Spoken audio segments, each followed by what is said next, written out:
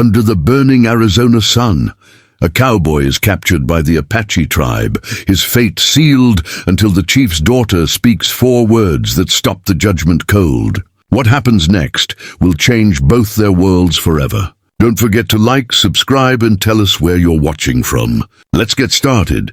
The desert was a cruel place for a man to get lost. Jack Turner knew that, yet there he was, alone, sunburned, and chasing a horse that didn't seem to want to be caught. The Arizona sky stretched endless above him, blue as polished steel, while the ground cracked and shimmered beneath his boots. He'd been riding since dawn, the kind of exhaustion that made thoughts blur. The trail led him through canyons marked by strange carvings, signs he didn't understand. He knew the warnings, don't cross Apache land. But by the time he realized it, it was too late.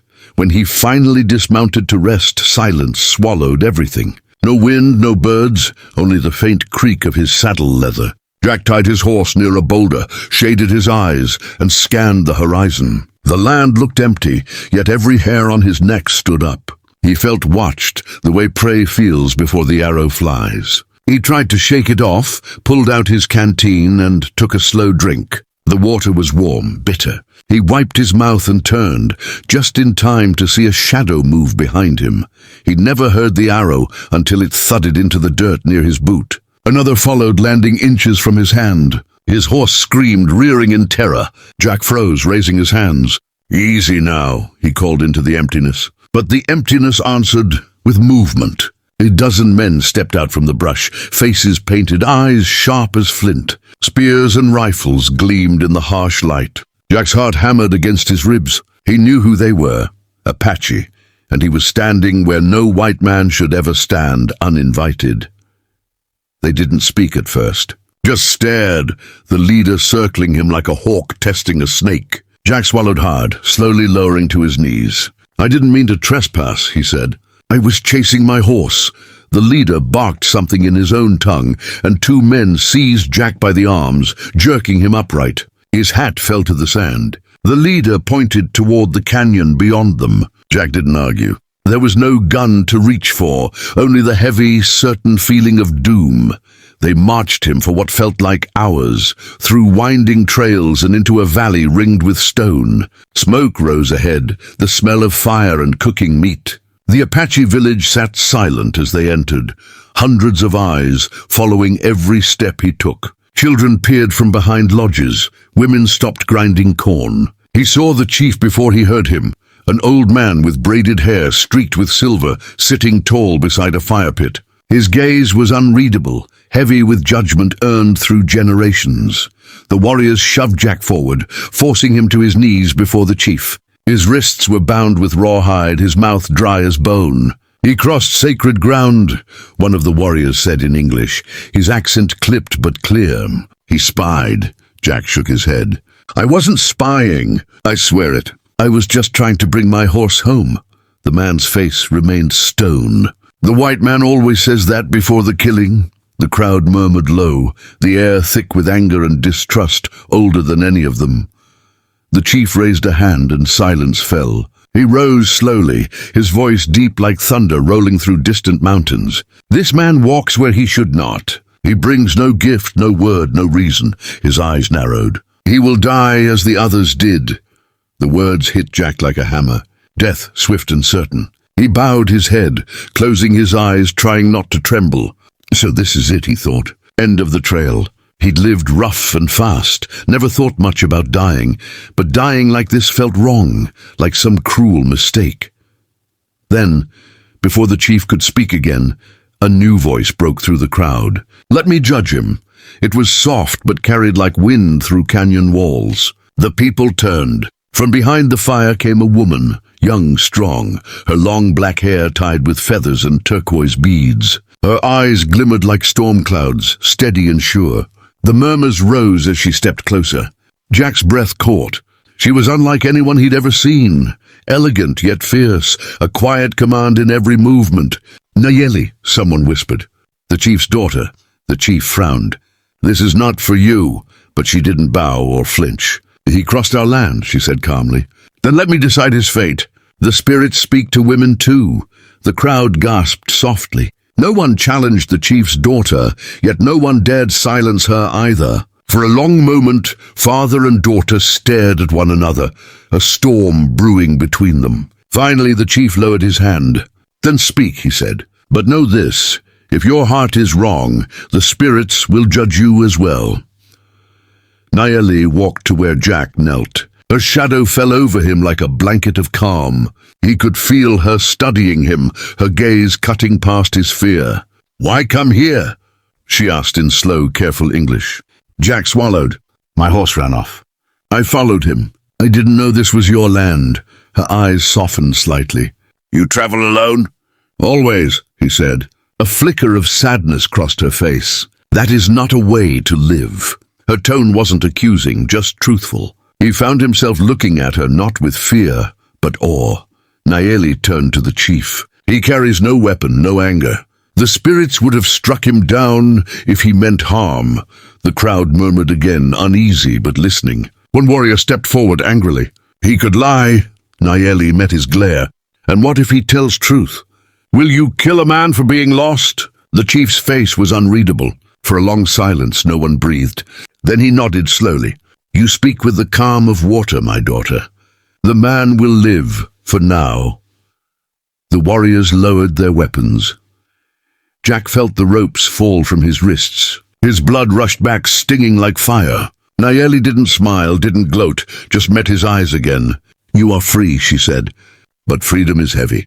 Carry it with care." He didn't know what to say. He wanted to thank her, but the words stuck in his throat. The chief turned away, his warriors dispersing, the crowd returning to its rhythm. The moment passed like wind over sand. Still, Jack knew something had changed, something deeper than mercy. As night fell, he was led to the edge of the village and given food, water, and a warning. "Leave by sunrise," one of the men told him.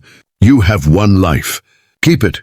Jack nodded, sitting by the small fire Nayeli had left him. Her kindness felt heavier than the ropes that once bound him. He looked up toward the stars, the same ones shining over every lonely trail he'd ever ridden. For the first time in years, he didn't feel alone, because somewhere beyond the dark, a woman's voice still echoed, "Let me judge him." The camp was silent enough to hear the wind move through the canyon. Even the flames seemed to pause, flickering against 100 faces watching the chief's daughter. Nayeli's voice had cut through judgment like a blade through smoke. Jack Turner stood bound, his pulse thudding in his ears, uncertain if he'd been saved or sentenced by her words. "Why come here?" she asked again, quieter now. "To find a lost horse," he rasped. It was all he had, the truth, bare and unadorned. Nayeli turned to the chief. "Then he is lost, not guilty." The words carried weight beyond law. The chief's weathered face softened as he studied his daughter. Around him the murmurs rose, disbelief, disapproval, fear. "Your word stands," the chief finally said. A collective gasp rippled through the camp. Nayeli stepped closer, and before anyone could stop her, she untied Jack herself. Her fingers brushed his wrists, cool, sure, human. "Go," she whispered in English, the word trembling slightly. But Jack didn't move. He looked up into her eyes, feeling something he couldn't explain. "Not without my thanks," he said, voice rough as gravel. For a moment, no one breathed. Then Nayeli nodded once and stepped back. They watched as Jack was led beyond the firelight, past the outer tents, toward the open desert. The night air was cold and dry, carrying the smell of smoke and mesquite. He turned once, just before disappearing into the dark, and saw her still standing there, tall, proud, and utterly still. He wanted to speak, to promise her something, but words felt too small. So he gave her a look instead, one that said, "I'll remember." Nayeli didn't move, but her hand rose faintly, as though returning the unspoken farewell. The moment hung between them like the stars above. Days passed. Jack rode until the village was only a memory, yet it stayed with him, the faces, the fear, and her voice. Then he is lost, not guilty. No one had ever spoken for him before. Not since he'd buried his family years ago, not since he'd learned that kindness could get a man killed out here. But Nayeli's courage lingered in his chest, burning quietly like a coal he couldn't smother. He found his stray horse 2 days later, grazing near a dry creek bed. Still, even as he roped it and turned toward home, the desert didn't feel the same. When the next full moon rose, he returned. The decision wasn't one he planned. It came from someplace deeper than thought, the kind of pull a man feels when something unfinished calls him. He rode through the same canyons, slower this time, hands open, rifle strapped behind his saddle. At the edge of the Apache territory, he stopped and waited. Hours passed before the shadows stirred, and riders appeared from the rocks, silent and wary. One raised his spear. "You again," the warrior said. Jack nodded. "I come in peace." He reached into his saddlebag and pulled out sacks of cornmeal, salt, and tools. They hesitated, suspicious. "Why?" the warrior asked flatly. Jack exhaled. "Because I owe your people more than my life." He set the gifts down and backed away, his eyes steady. A figure emerged from the camp, Nayeli. She hadn't changed, though her expression did. Surprise flickered across her face, followed by something softer. She approached, her steps cautious but certain. "You returned," she said, the words barely above the wind. Jack nodded.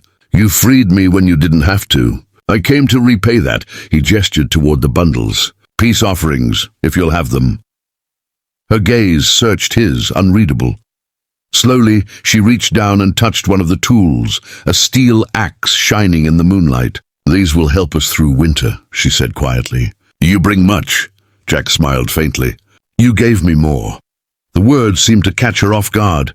The warriors behind her murmured uneasily, but she silenced them with a look. "You may stay the night," she said finally. "The chief will decide in the morning." Jack nodded his thanks, his heart thudding in a rhythm he hadn't felt since his youth. He followed her through the camp, past the same fires that once threatened to be his end. That night the village looked different. Laughter echoed softly from the lodges.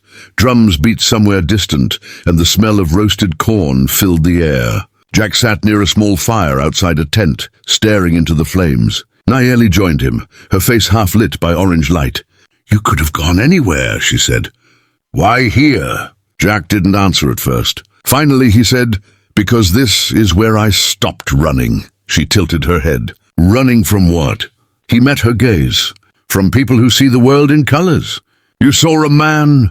Silence followed, heavy yet gentle. When the chief appeared, the camp fell quiet. He studied Jack for a long time, then turned to his daughter. "You bring this man back?" he asked. "No," she said softly. "He came himself." The chief nodded slowly. "Then perhaps the spirits judge him worthy." He looked to Jack. "You risked your life to return with gifts. That is not the act of an enemy." Jack bowed his head. "I just want peace." The chief's eyes softened. "Then you shall have it. You may trade here, and no man will raise a weapon against you." Relief washed over Jack like rain after drought. As the moon climbed higher, Nayeli and Jack walked together beyond the camp's edge. The night was warm, the air filled with the hum of crickets. "You have changed things," she said quietly. "My father does not trust easily." Jack smiled faintly. "Neither do I." They stood a moment longer in silence. The wind tugged at her braids, carrying the faint scent of sage. "When I saw you that morning," she said, "I thought the spirits were testing me." Jack looked at her. "Maybe they were testing both of us." Her lips curved into a small, tired smile. At dawn, he prepared to leave again. The camp watched as he saddled his horse, the rising sun painting everything gold. Nayeli approached, a bundle in her hands. "Food for your journey," she said. He took it gently, their fingers brushing. "I'll be back," he said before he could stop himself. Her eyes met his, unreadable but bright. "Then we will wait." He hesitated, then nodded once and rode off, the dust rising behind him.